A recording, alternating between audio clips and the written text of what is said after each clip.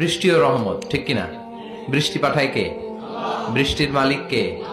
বিশ্বনবী আকাশে মেঘ দেখলে বলতেন আল্লাহুম্মা সাইয়্যিবান নাফিআন, হে আল্লাহ তুমি ভালো বৃষ্টি দাও। কেননা এই বৃষ্টি দিয়েও আল্লাহ অনেক জাতিকে ধ্বংস করেছে।